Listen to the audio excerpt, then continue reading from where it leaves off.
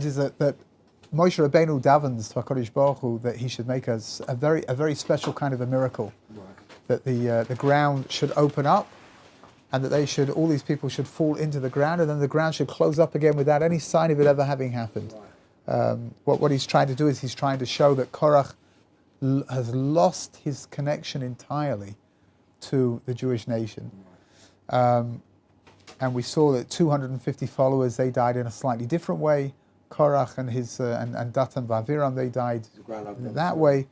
And then we saw the last thing that we did, which was something actually quite fascinating, was that the cover, the pans that they used, they had these copper pans. Each one had to bring his pan and offer up the ketoret, offer up that incense.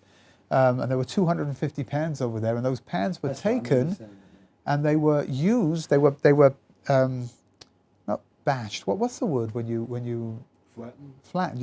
They were thinned out and turned into a cover that went over the altar, which is a fascinating thing because they were used for something which was completely forbidden, and yet in the end, because there was some kind of a holiness behind what they did, there was some kind of a holy dimension to what they did. God wanted those pans to be used for something holy, and they were put on top of the altar. They covered up the altar. Not Korach. Interesting. Not Korach. Just the followers. Now, Korach is beyond the pale. There's nothing. There's nothing of Korach that remains. Everything is gone. It's really something absolutely. It's absolutely terrifying, actually. Everything goes. Not just Korach, but his all his possessions go, and his family goes. You know, there's maybe one last thing.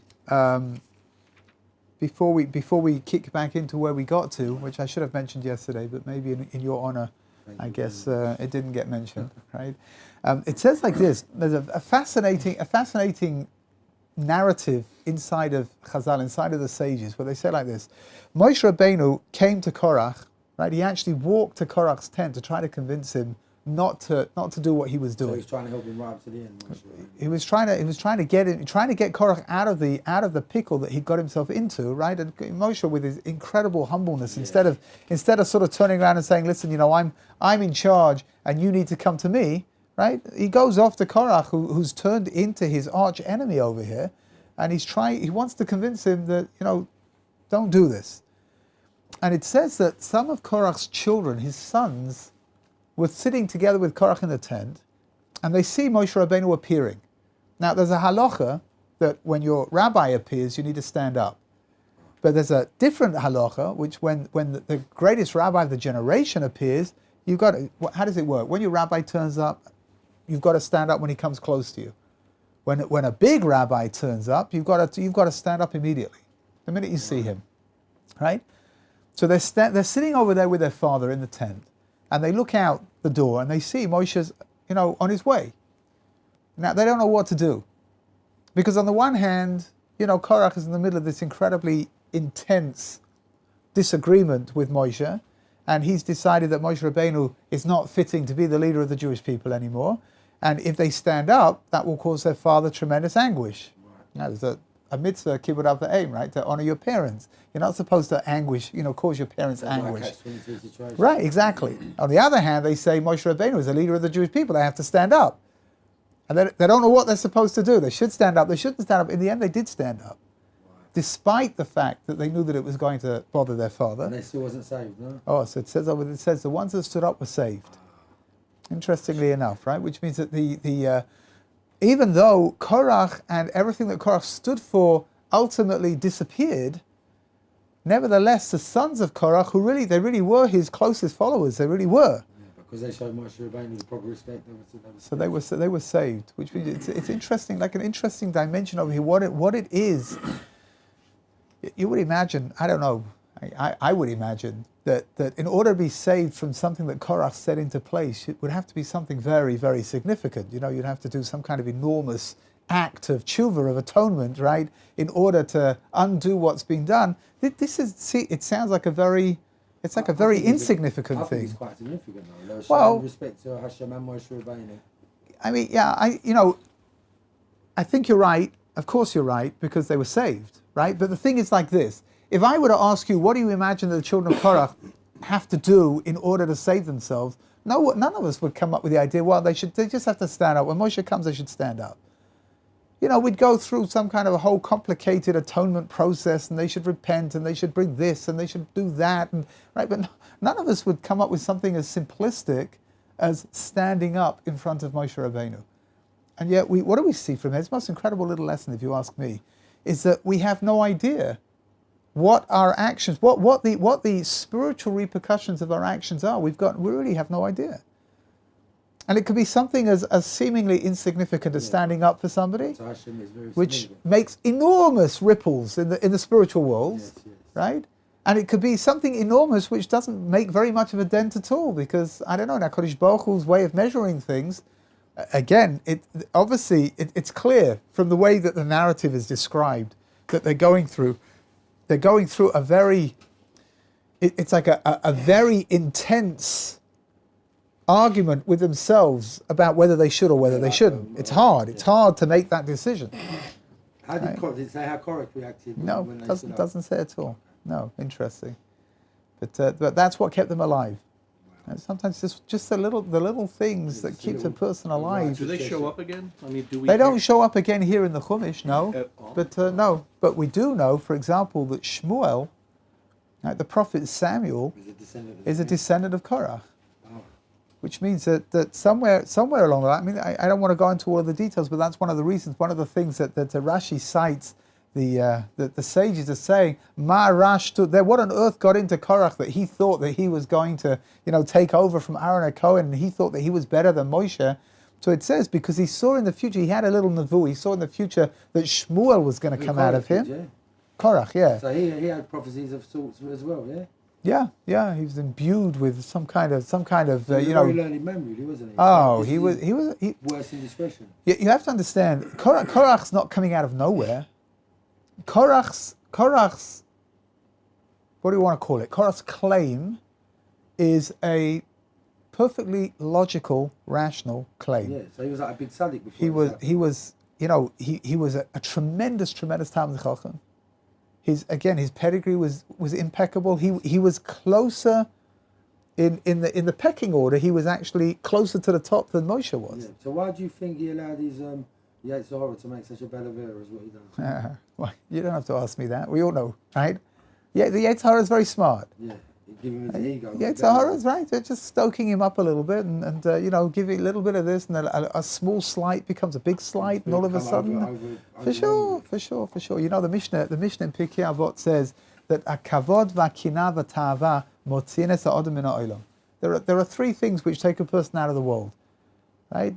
What are they? Kavod, the pursuit of honor. Yes. Kina, the jealousy for another person. And ta'ava, desires.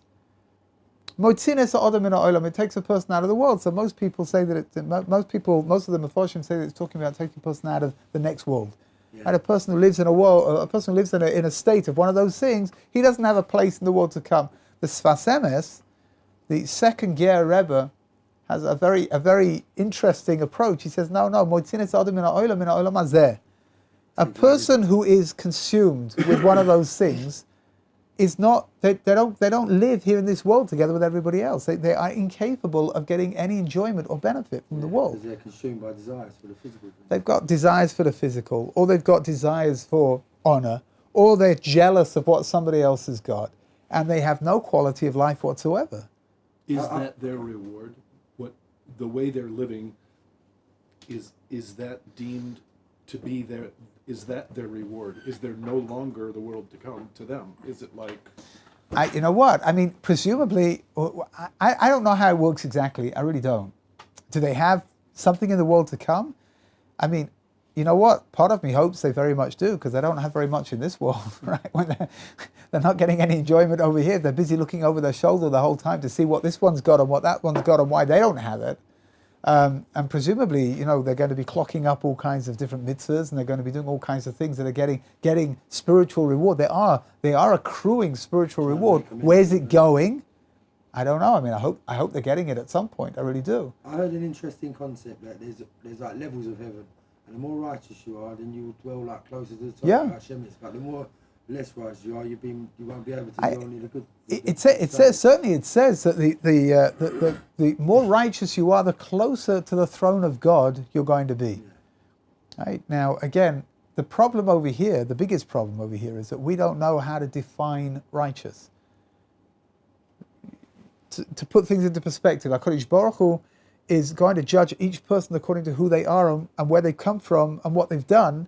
And it could be that in the world of truth, it could be that you've got somebody who comes from a completely non-religious background, and they've taken upon themselves some religious observance, and it could be that that person has the most tremendous amount of reward that they've received in the spiritual realms, even though the guy next to him, who lived a religious life his entire life and seemingly achieved much more spiritually, is not as high, because that person, perhaps more is being demanded from that person. Right? Everything, again, HaKadosh Baruch Hu is taking every single detail of who you are into account. Right? Which again, I think this stuff, if you ask me, I think it's pretty terrifying, actually. I really do, because, like I said yesterday, that the world to come, one of the names that's given to the world to come is the Olam HaEmet, the world of truth. You cannot pull a fast one over God. You just can't, right? Which means that we're stuck. We're stuck with getting upstairs and finding out that you should have done so much more than you did, and there'll be nothing to say. Yeah, there'll be no excuses as such. I don't mean to upset anybody over here, but there's a Chazal say like this, the sages say like this. You would have thought that the only person who's definitely okay is going to be a convert, right? Because a convert doesn't have to be Jewish, so they take upon themselves to become Jewish, and they'll get upstairs at the age of 120, and presumably HaKadosh Baruch Hu is going to say, it's fantastic, welcome to the club, right? That Chazal say, there's a medrash which says that HaKadosh Baruch Hu is going to say, what's he going to say to the convert? He's going to say, what took you so long? I think it's HaKadosh Baruch Hu is like the ultimate Yiddish mama. He's going to make you feel guilty, come what may, right? What took you so long? Which means that if you've got this inner dimension that's drawing you towards becoming Jewish, so why did you wait so long? So that's the inyan of giving a din v'cheshbon. It's not HaKadosh Baruch Hu's got it in for each person, right? But if the person comes up and says, listen, I started, like often happens, especially here in Israel, I started my conversion process, when I was 45, and I didn't finish until I was 55, and that's why it took me so long to get there. So of course that's a perfectly adequate explanation, right? But really what HaKadosh Baruch Hu is saying is that if your soul is yearning for that, then how come you didn't do it earlier on? Sure. So everybody, in the Olam HaEmet, in this world of truth, everybody's going to get it. It's all individual cases as well. For sure. I had an interesting concept that all converts, like in a there was all originally Jewish, and Hashem was Jewish. That's why they've converted. One rabbi said. According to a Kabbalistic concept, I don't want to go into it too much, because the truth is it's very esoteric. It really is. But there's a concept called natzotzot, which are sparks, and there's a concept, a possibility of a Jewish soul being in a non-Jewish body, right? Because of the sparks of these think of a what's he called? Blacksmith. Right, a blacksmith who's making a shoehorn, right, for the what's it called, a shoe for the horse, right? Horseshoe, thank you, right? And it's boiling hot, right? And he's banging with his hammer, and the sparks are flying everywhere. And according to the Kabbalists, there was something very similar to that took place, and the sparks are flying out, and now they're trying to draw themselves back in. And that means that according to that concept, the convert is somebody who's got this Jewish soul inside of them, and it's drawing the person back into the Jewish people. I'll tell you something fascinating from my own experience that I've seen over the years. Over the years there have always been many, many people coming through who are either in the middle of their conversion courses or they've just converted. And if you ask a convert, very often ask them what drove them to convert, what was it? And they can't put their finger on it. Yeah. You would have thought that something as enormous as becoming Jewish, you'd have a very exact, like a very exact reason why you did it. And for many, many people, it's just an inner, it's like a magnet, they just feel themselves being drawn towards it without, they can't say, this happened therefore, or I had this and therefore. It's just a process that begins to, the need just begins to accumulate and to grow until all of a sudden. Here, from the V, verse number 9, 828, yeah. What happened right at the end of last week? What happened? The Jewish people bless their cotton socks. Right? What do? They the next morning they come and they see there's been a little bit of destruction with Korach and everybody. Korach is gone. His followers are dead. Everything's been taken care of. And the next morning they all get up in the morning and they're upset. The Jewish people are devastated about what has happened, and they come to Moshe to complain. How did you allow this to happen? The ultimate chutzpah, right? Right, so HaKadosh Baruch Hu gets very angry. Verse number 10.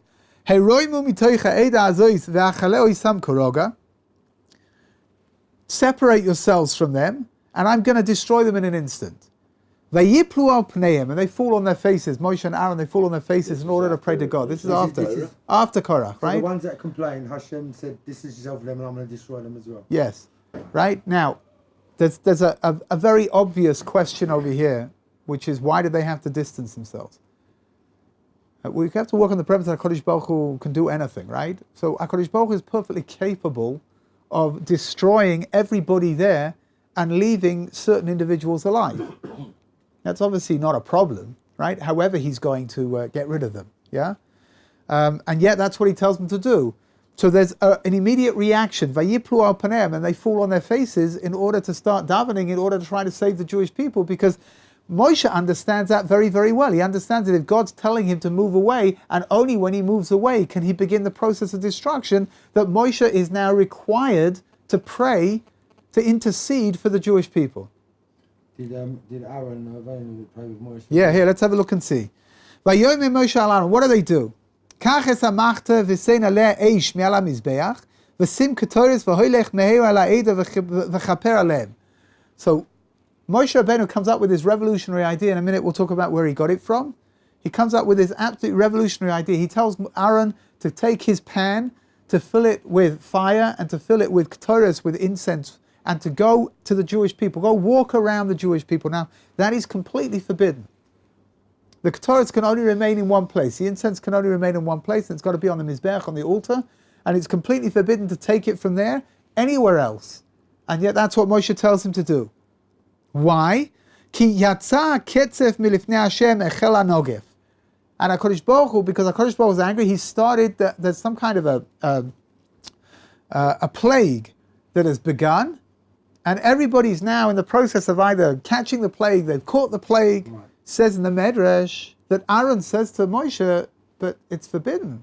Anyone who does that is going to die.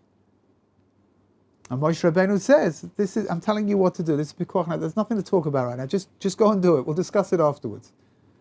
Vayikach Aaron kashedi ben Moshe vayorat al toich hakal v'nei eichel hanegef ba'am.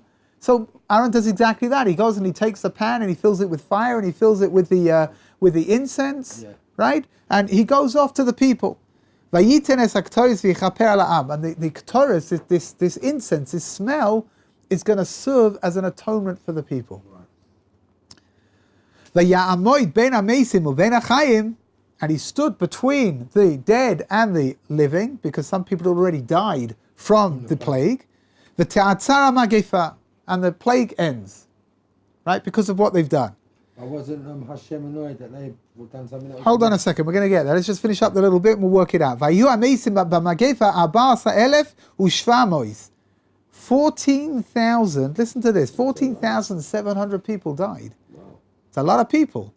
Milvada Mesim Advar Korach, not including the people who died because of what happened with Korach the day before. Sorry, can you tell me again how many died? 14,700. The Yoshev Aaron el Moshe el Pesach Omed v'Hamagefena Atzara, and they go back to the tent of the assembly, and then the whole thing is over. That's it. It's finished. So I have to what's going on over here? Let's try to understand what's happening. So first of all, where does Aaron a Kohen? Where does Moshe know that this is what Aaron? Where does Moshe know that this is what's going to stop the plague? Right? You would have thought in all the things that they could possibly do. Maybe they should have davened. No. He didn't want to even tell Aaron. Oh, he just tells him, do it. We'll talk about it afterwards, right? Just do it. Right now, there was an incredible urgency, right? Get this done. Where does Moshe know this is what needs to be done? So it says like this. In the Medrash it says that when Moshe Rabbeinu went up Har Sinai in order to receive the Torah, and there was a big fight between Moshe and the angels. The angels didn't want to give him the Torah, and Moshe said, God told Moshe, tell them the Torah belongs to you and that you're going to take it, and they have a little debate, and in the end they give him the Torah, and it says over there that the angels loved Moshe so much that each angel gave Moshe a present. Now, what kind of presents are angels going to give? I guess it's not going to be a box of chocolates, right? A little piece of wisdom. Each angel according to what that angel is. Right? Angels don't know anything more than what they are. So this angel is the angel of this dimension, so he'll give him a little bit of wisdom about that.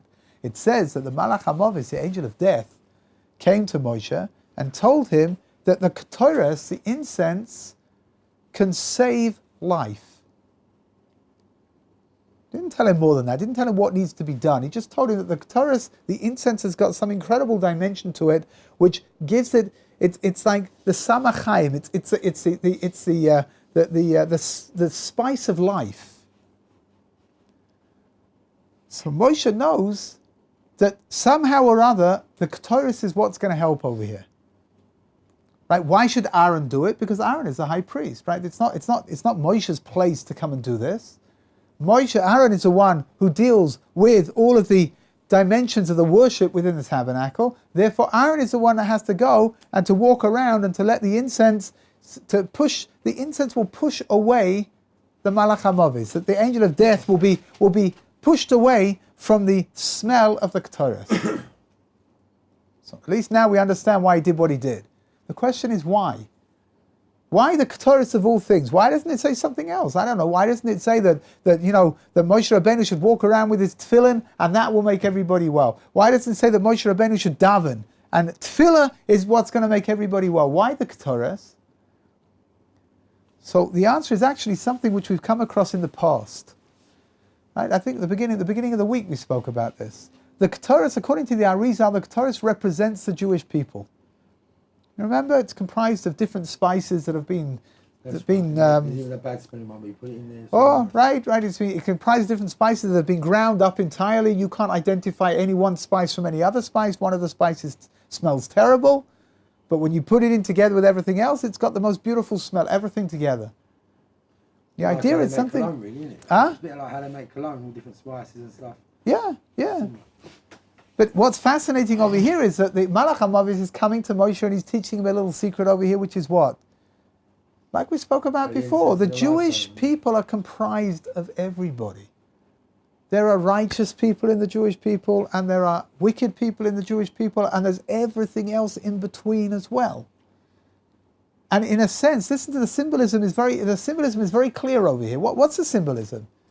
It's as if Moshe Rabbeinu is telling God, by going around with the Ketores, he's telling God, what are you getting upset about? This is who the Jewish people are. We're good, we're bad, we're mediocre, we're everything, right?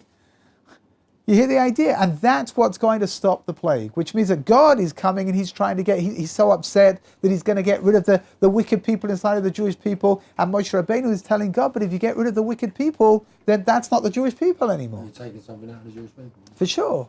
I'll tell you more than that, interestingly enough, that if you take the bad smelling spice out, then the Ketores won't smell as good as it did. Right? It's interesting, right? You mentioned cologne. I remember watching, when I was a kid, a program about perfume, making perfume, and all of the weird and wonderful things that go into, very beautiful smelling perfumes, things that you would never imagine. Things that really don't smell good, but apparently there's some kind of a reaction. You put it in with other things, and it brings out, It's a nice aroma, yeah. right? It brings out the more intense dimension of the other things around it, and it kind of negates its own smell. It's an interesting thing, it really is. Why would the Malach HaMovis try to tell Moshe? Yeah, because the Malach HaMovis... Moshe doesn't know this. No, there's no way that Moshe Rabbeinu would know something like that by himself. But he went ahead and told Aaron, go. because he was given that information. He was given the information before when the Torah was given on Har Sinai. Which means that there's no way that Moshe Rabbeinu would be able to come up with something like that, which would on his own. That's a spiritual divine insight it's not got any application down here in the physical world unless it's given over up there. You know what's similar, interestingly enough, is salt. Salt. Yeah, if you take salt, when you put in the right amount of salt into food, it negates its own, you can't taste the salt at all, but it draws out the flavors of everything else. Which is why when I was a kid, it was always amazing. I used to see my mother, put a pinch of salt into a cake. Why on earth would you put salt in a cake? Cakes are sweet. Salt's not sweet. Flavor enhancer, like using the right amount. Right. It's exactly the same kind of a thing over here as well, I think. I'm a cook. Oh yeah, good. Yeah, right. Sometimes you put sugar too. That's right. That's another flavor enhancer. If you put the right amount in, it is unbelievable how salt makes the other taste explode. Right. It's incredible. If you put too much in, then you've lost it because you've lost the taste of everything else. It's going to be overwhelmed by the salt, which means there's a certain expertise in knowing how much needs to go into whatever it is that you're making at any one given time.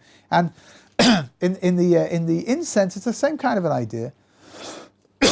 You put in the chelbana, and the chelbana then negates itself in order to draw out the smells of the other things, and all of a sudden you've got something which is incomparable. If it wasn't in there, it wouldn't be the same. It really wouldn't. And that's what's going to stop the Jewish nation from being decimated by God, is the knowledge that this is who we are. I've mentioned on many occasions, but the word tzibor, which means a community, a congregation, tzibor is spelled tzadi, bet, vav, reish. Tzibor, is an acronym for tzadi is tzadikim, bet is beinonim, which means the average people, and the vav and the reish is the rashoim, and the wicked. It's not a negative. What is it? It's a description. It's saying that a tzibor is someone that's got, a tzibor is a collection of people that's comprised of all those people. It seemed to me like... you've never been in a tzibor where they're only tzaddikim? No. You've never thought about it, right? But stop and think about it for a minute. You ever saw a community that's only tzaddikim? No, right? In certain parts of Islam, I'm thinking of the word shaliach tzibur. As a shaliach tzibur, he's a leader. Again, the word tzibur means a community. But it's like an insight. What is a community? What's it comprised of? All different kinds of people. The Rambam writes in Hilchos Tinius, right, the laws to do with fasting, not the regular fast when there's a calamity and the community has to fast by itself. The Rambam writes that if you come to daven and you don't have the Rishonim davening together with the tzaddikim, that's no good. That's not a tzibur. We're being realistic over here. A community is something which is comprised of many, many different kinds of people. A bit like the incense, like you said. Absolutely, 100%. And Nachamal, again, without the chelbana, without that nasty one, that's not the incense. You can't offer it up. It seems to me like after that indiscretion, HaKadosh Baruch Hu wanted to just start, because the second time he wanted to get rid of the other Jewish people, it's like he wanted to start them again just with Moshe.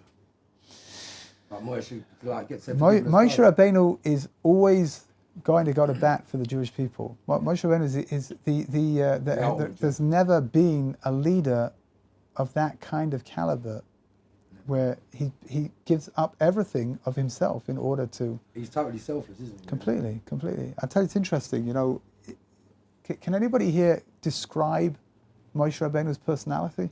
Selfless, humble, and total love for Hashem. That's not personality traits. Where's personality? Selfless and humble is a personality trait, no? I'd say humbleness. Humbleness. Right, we're kind of floundering around a little bit, right, to come up with an idea of how to describe Moshe Rabbeinu's personality. If I asked you to describe Aaron's personality, so everybody immediately, he's an oyed shalom, a roidei shalom, he's always trying to make peace between people, and he's always running around, and he was the ultimate psychologist over there. You know why it's difficult to describe Moshe Rabbeinu's personality? Because he doesn't have one. You know what your personality is? Your personality is you, right? What makes you different from me, and me different from you, and you different from anyone else is your personality. But there's nothing wrong with having a personality. But Moshe Rabbeinu negates himself entirely to God. If you negate yourself entirely, what does that mean?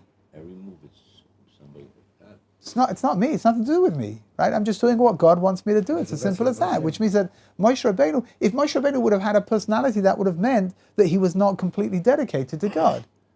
Hashem was on call to Moshe at will, right? I mean, Yeah. he could anytime. Yes, And he's 24 the only hours a prophet that day, could do 7 that, days. The only one who could do that. He didn't need preparation You just can't because he talk was always in a state of preparation, right? It's not. Don't make the mistake of thinking he doesn't need preparation because it's easy. He didn't need preparation to receive nevuah from God, to receive prophecy from God, because he was always in a state of being ready to receive it. Other prophets, we see in the stories of the prophets, sometimes a prophet needs to have music played to him to put him into the right frame of mind, or needs to eat something in order to put him into the right frame of mind. Moshe, comes about it. it's there the whole time because he's in a constant state of awareness and preparedness to receive the Devar Hashem, to receive the Word of God. Here, let's go on. Let's have a look and see. Something very beautiful is going to happen over here. Down at the bottom. Vayidav Hashem Moshe lemor. Dabel b'nei Yisrael. V'kach mi'itam mateh mateh leveis av. What's the problem now? The problem is that HaKadosh Baruch Hu wants to try to allay the fears of the Jewish people, that they need to know that Aaron truly is the one who's been chosen by God. So he's tried to show him through the death of the followers of Korach, but that was no good. So now he's going to do it in a very gentle way. Tell everybody to bring a stick, a staff. Now the staff was a sign of leadership. This is what Hashem told Moshe to tell Yeah. you, Right? That each one should take a staff, the staff of leadership. Leveit av meit kol nesiyem, leveit avoisam shnei masam atois. So we're going to take 12 staffs from the leaders of the leaders of each tribe. Isha shmoi tichtoi v'mateu, and each one's going to write his name on the stick. The shem Aaron tichtoi v'mateu Levi, and the one from Levi is going to have whose name on it? Aaron, because Aaron comes from the tribe of Levi. Keep mate echad l'roish beis avoisam, because each tribe is going to have one stick. V'hinachtam b'oil moed, and you're going to put them in the tent of meeting, tent of testimony. Lifnei edus asher yivoid lachem shama. Good. That's where they're going to stay. V'aya ish asher evcha boi mateu yifrach, and whoever has been the one that's chosen to be the high priest, his stick, his staff, is going to blossom. And that's going to stop everyone from complaining, because that's going to be the ultimate sign that whoever it is, he's the one who's been chosen. That's to be the Kohen Gadol. Yeah? Yes. So it's clear, everything is good, right? Here's a pretty good sign over here.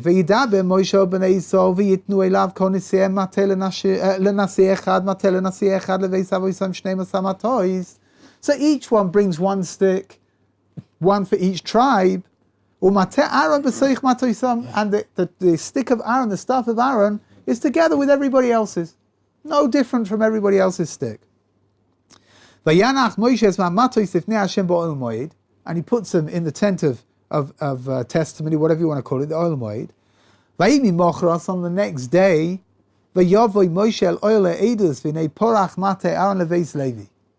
and guess what? The next morning, whose stick is blossoming? Aaron's. It's got blossoms. There's almonds that are growing over there. And he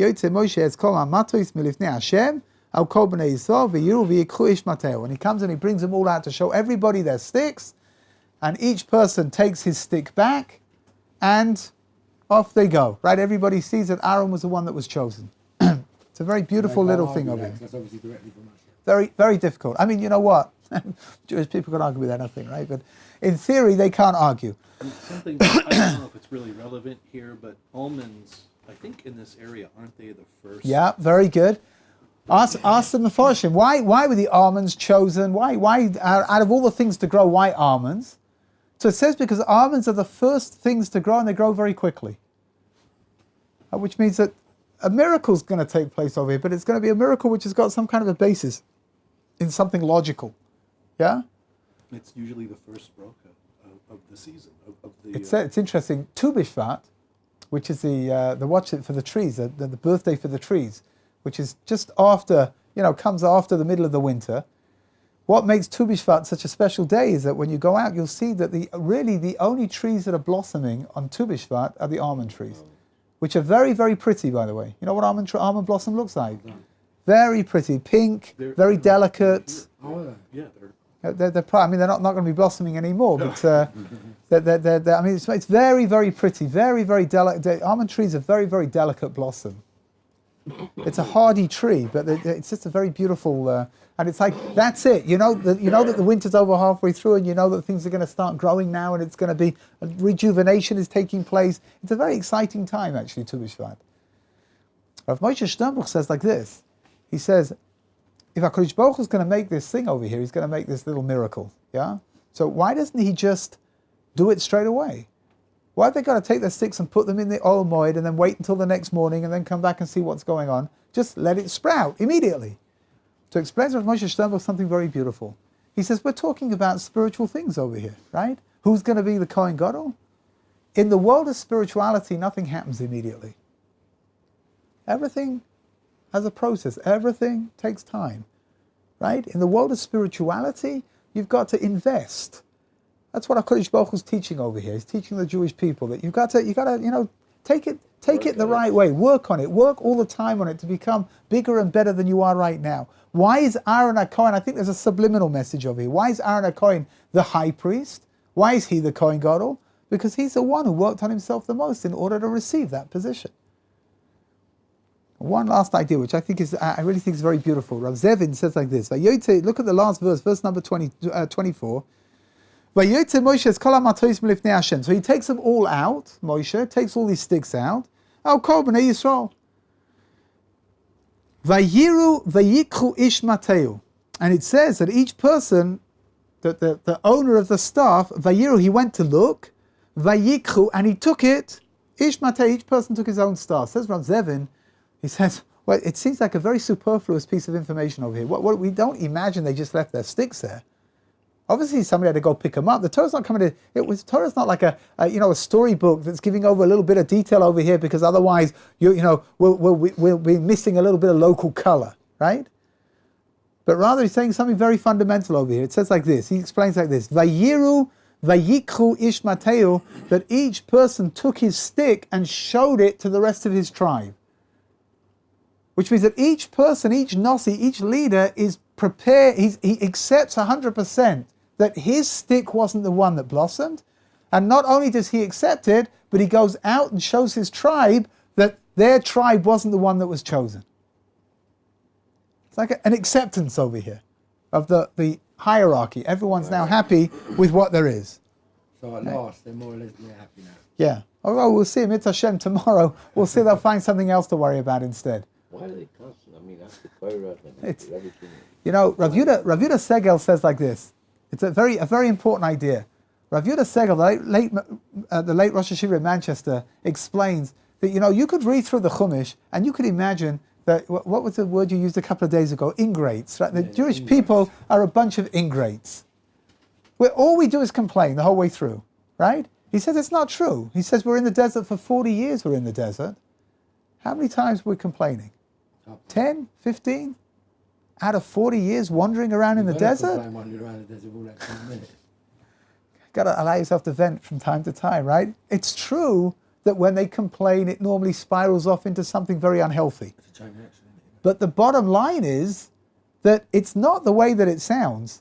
We read through these parshas, and especially in Sefer Bamidbar, we read through these parshas and we are convinced that the Jewish people every Monday and Thursday, what are they doing? They're fomenting another rebellion, they're complaining, they've got something against Moshe. Well, that's what it comes out sounding like, right? But the emphasis is not like that. The truth is not like that. The truth is that they didn't complain very often. It's true that when they complained, normally there was an intensity to their complaint, which was terribly unhealthy. But the bottom line is that it's not the way that it sounds. It really isn't. Yeah, I always learn, it's important to get it out. you know, you got to get it out. You know, It depends what you're getting out. It is interesting, actually. I had a family member who suffered from colitis, which is a disease of the not bone stomach. It's to do with a little bit, right? The doctors who were treating it in those days, decades ago, it was something which they didn't know very much about. But all the doctors said the same thing. That if you're calm, if you're just calmer, if you're less stressed out, it'll be a lot easier for you. Which is even without dealing with, even without medication, just that if you can sort of reach a level of a certain level of tranquility, then everything will calm down inside of you as well. An interesting idea. For a lot of people, that's very difficult. Somebody should do a study about whether whether the incidences of stomach complaints, I'm talking about real stomach complaints, things like Crohn's disease and colitis and things like that. Whether there is a higher percentage in high stress people. I think doctors have ascertained that stress makes a lot of things worse. It can bring out cancerous genes in your body. For sure. But stress is a big killer. Good. Listen, Mitzvah Hashem, we should only be stressed out about the right things, right? Good. Okay, we're going to stop over here, Mitzvah Hashem. Tomorrow, we've got to find out what else the Jewish people are going to be worried about. Thank you, Rabbi.